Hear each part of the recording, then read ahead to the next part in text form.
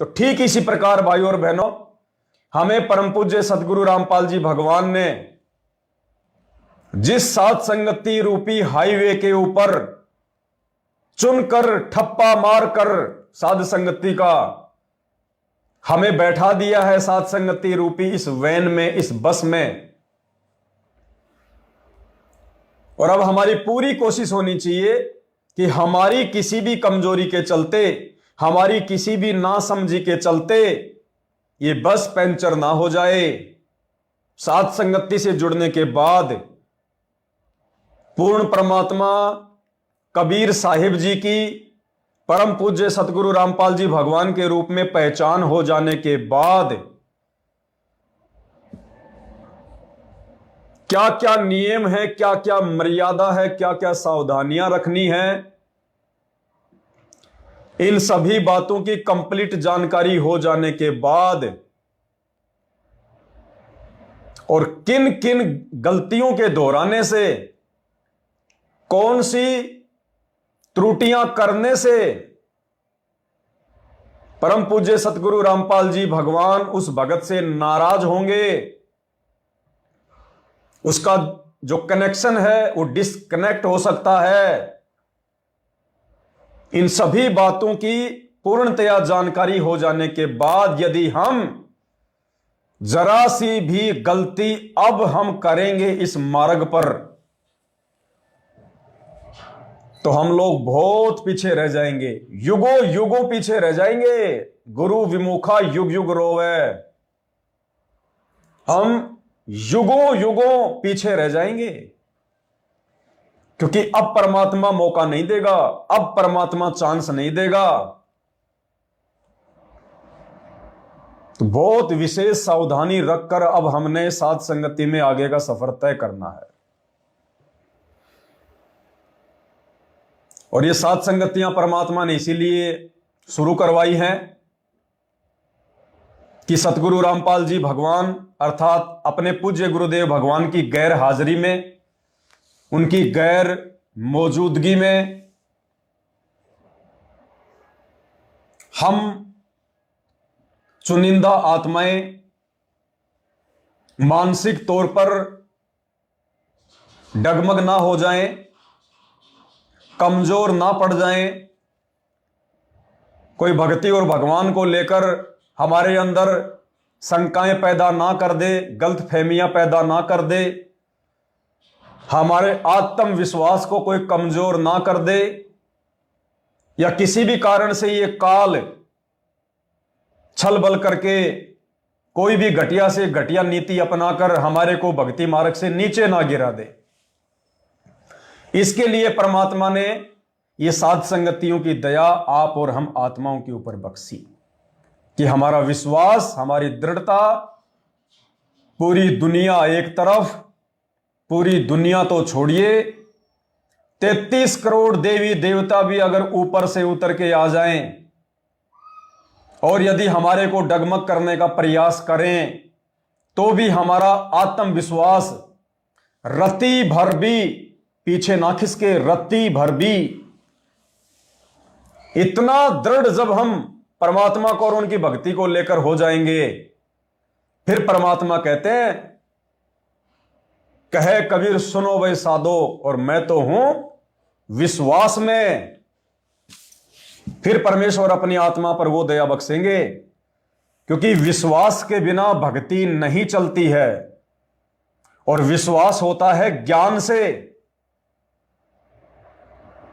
और जब हमें ज्ञान हो जाएगा इस बात का, भक्ति और भगवान का, इस मानव जीवन के मकसद का, तो ज्ञान से हमारे अंदर हिम्मत आएगी, और हिम्मत से परमात्मा कहते हैं विश्वास बढ़ेगा। और जिस दिन हमने विश्वास कर लिया कि संत रामपाल जी के अलावा धरती पर कोई परमात्मा नहीं, कोई राम नहीं, कोई अल्लाह नहीं, कोई भगवान नहीं, और आने वाले महाविनाश में इस धरती को कोई बचाने वाला नहीं, उसके बाद परमात्मा कहते हैं फिर देखना मेरे हाथ है, फिर देखना मेरे हाथ है। जैसा कि आप परमात्मा को जब भोग लगता है, एक शब्द सुनते हो, मोकू का खोज ढूंढे रे बंदे, मैं तो तेरे पास में, ना तीर्थ में, ना मूर्त में, ना काशी कैलाश में। लास्ट में फाइनल करते हैं, कह कबीर सुनो भी साधो, मैं तो हूं विश्वास में, और सब श्वासन के श्वास में। जो नाम तुझे दिया गया उसका जाप कर, और जिस दिन तुझे विश्वास हो जाएगा कबीर इज गॉड, सब कुछ कर सकता है, हृदय मान लेगा तेरा, उस दिन देख मेरे खेल। गुरुदेव भगवान कहते हैं जिस दिन तुझे इतना विश्वास हो जाएगा कबीर इज गॉड, उसके बाद देखना मेरे हाथ। Kabir is God. कौन कबीर?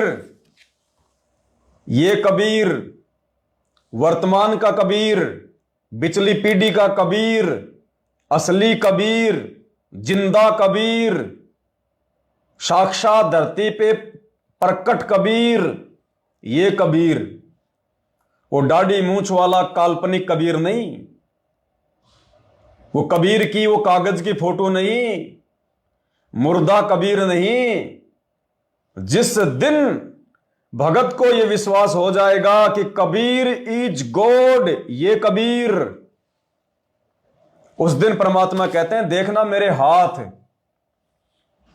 बाकी उस कागज की फोटो वाले कबीर को कबीर मानने वालों की तो रोज दुर्गति हो रही है, रोज।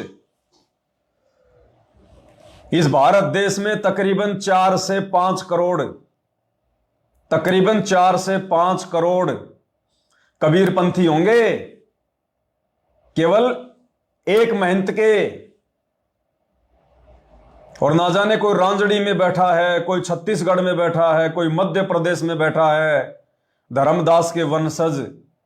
एक एक के पास में 4-4 करोड़, 5-5 करोड़ की संख्या है। 40-50 करोड़ लोग हिंदुस्तान में हैं जो कबीर को मानते हैं, कबीर को पूजते हैं। कौन से कबीर को? वो दाढ़ी मूंछ वाले कबीर को, काल्पनिक कबीर को, नकली कबीर को।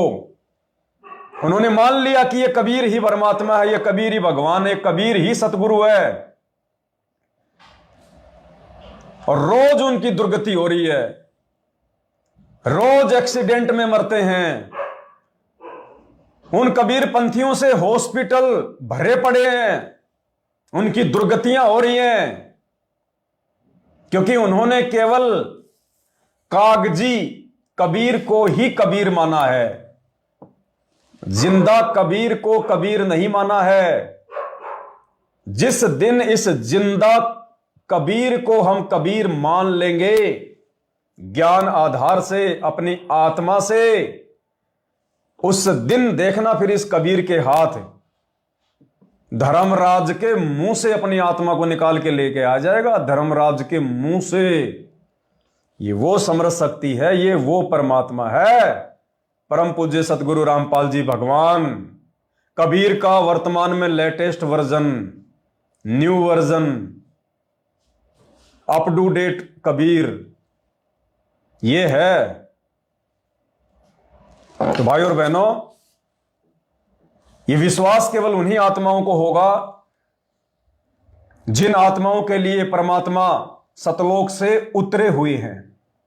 गोता मारूं स्वर्ग में, जा बैठूं पाताल, और गरीब दास ढूंढता फिरूं अपने हीरे मोती लाल। उन्हीं आत्माओं को विश्वास होगा। बाकी यही वर्तमान में भगवान है, परमात्मा है, अल्लाह है, ये कबीर है, इस बात का विश्वास संत रामपाल जी के खुद के 90% भक्तों को भी नहीं है। इनके खुद के 90% फॉलोवर आज भी उस कागज की नकली फोटो को भगवान मानकर पूज रहे हैं, अपने घर पर रखते हैं, अपने दरबार में रखते हैं, उसके आगे दीपक जलाते हैं, उस निर्जीव बेजुबान फोटो के आगे दंडवत करते हैं, आरतियां करते हैं। इनके खुद के 90% से भी ज्यादा फॉलोवर इनको कबीर नहीं मानते, अपने कमजोर संस्कारों के कारण, अपनी ज्ञानहीनता के कारण